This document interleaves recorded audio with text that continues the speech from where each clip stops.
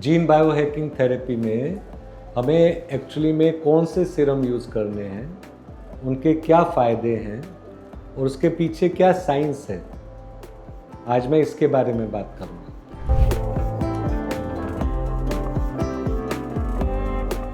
मैं doctor Arvind Poswal, doctor age clinic, Delhi, India से। तो एक एक करके बात करते हैं।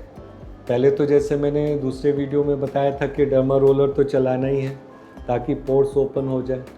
अब पोर्स आपका स्किन के ओपन क्यों होने की ज़रूरत है? ताकि जो चीज़ हम स्किन पे लगाएंगे, जो सीरम्स लगाएंगे जीन बायोहैकिंग थेरेपी के, वो गहराई तक आपकी स्किन में जाके आपकी बालों की जड़ों के स्टेम सेल तक पहुंच सके, तभी तो पूरा फ़ायदा होगा ना। अब आते हैं हमारे जो मेन सीरम हम यूज़ करते हैं इसमें। अब इसमें पहली चीज़ तो ध्यान रखना है कि ये फार्मास्यूटिकल ड्रग्स नहीं है, दवाइयाँ नहीं है, ये इनके साइड इफ़ेक्ट नहीं होते। ये आपने ऊपर से सप्लीमेंट के तौर पे लगाना है और ये नेचुरल ओरिजिन से आते हैं। जैसे मेन जो सीरम है रेस्वेरेट्रॉल ग्रेप सीड सीरम, अब इसको ऊपर से हमने लगाना है सर पे, खाना नहीं है रेस्वेरेट्रॉल, ठीक है।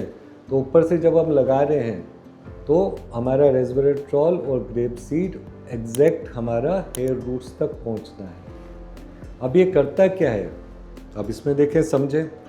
रेस्वेरेट्रॉल एक एंटीऑक्सीडेंट तो है ही, ब्लैक ग्रेप से आता है, लेकिन साथ के साथ ये आपके स्टेम सेल्स पे एक्ट करता है ताकि जितना गलत चीज़ें हैं, चाहे वो पॉल्यूशन की वजह से हो, चाहे हेयर बालों पे केमिकल्स कुछ लगाते हो, चाहे गलत लाइफस्टाइल से हो, उसको काउंटर करता है। दूसरा चीज़, ये टेलोमरेज इंक्रीज करता है। अब ध्यान से समझें इस चीज़ को।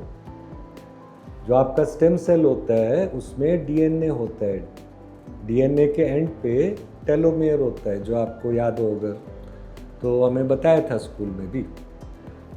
जब गलत लाइफस्टाइल होता है टेलोमेयर छोटे होते जाते हैं, बहुत छोटे हो गए तो फिर डीएनए भी नहीं डिवाइड करेगा, ना फिर स्टेम सेल डिवाइड करेगा और बाल गिरता है। ये तरीका होता है। जैसे आपका कई बार बोलते हैं ना कि लाइफस्टाइल से बाल ज़्यादा गिरते, तो क्या होता है, ये होता है।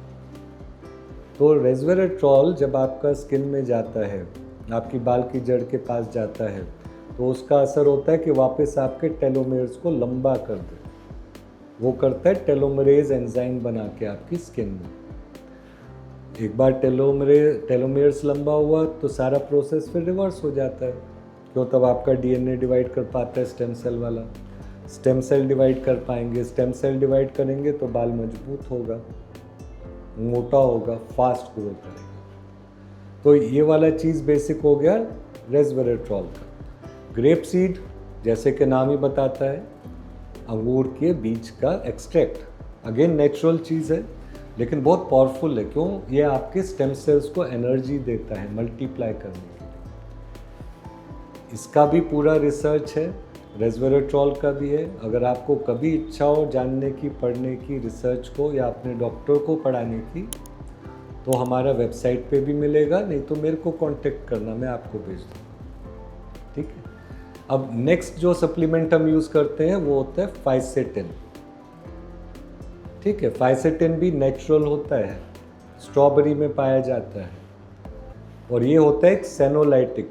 अब कई बार आपको ये नया वर्ड लगेगा, सेनोलाइटिक क्या होता है जी? तो सेनोलाइटिक होता है वो चीज़, जैसे आपके स्किन में ही कह लीजिए, सर में कह लीजिए, गलत लाइफस्टाइल, गलत खाना, ये सब चीज़ों की वजह से हमारे बॉडी में सेनेसेंट सेल्स बनते हैं।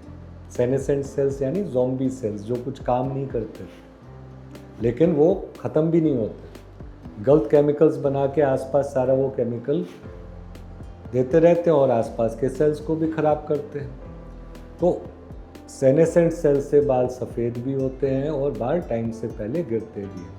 तो इनको तो हटाना ज़रूरी होता है और इसके लिए यूज़ होता है फाइसेटिन लाइपोसोमल लोशन। इसको हर रोज़ नहीं यूज़ करना। रेस्वेरेट्रॉल ग्रेप सीड तो आप रेगुलर में यूज़ कर सकते हैं।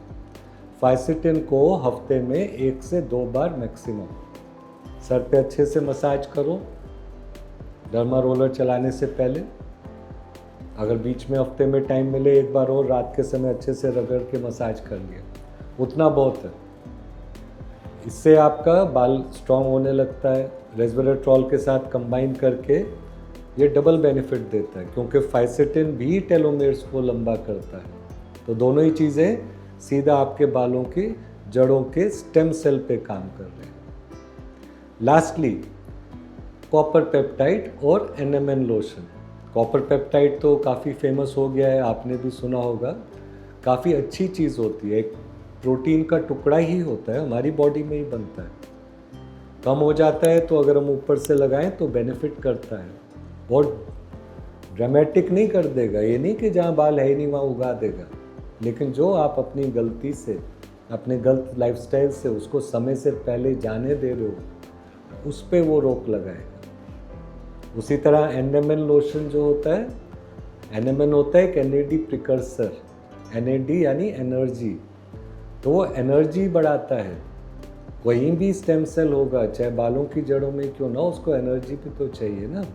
तो अब साइंस इतना एडवांस हो गया है कि अब आप वो NAD प्रोवाइड कर सकते हैं, स्प्रे करके भी प्रोवाइड कर सकते हैं। तो इस सब चीज़ों के लिए, जैसे मैंने पहले भी बताया, रिसर्च पूरा है। बड़े बड़े मेडिकल कॉलेजेस में, इंस्टीट्यूशंस में ये सारी चीज़ें कैरी आउट की गई हैं। इसका फ़ायदा उठाएं, और कभी भी इस रिसर्च को कुछ भी पढ़ना चाहें, अपने लिए भी खुद भी डाउट क्लियर करना चाहें तो मुझे बताएं, आपको लिंक मैं फॉरवर्ड करूँगा। और कोई क्वेश्चन होगा तो मेरे से पूछिएगा। शुक्रिया, थैंक यू।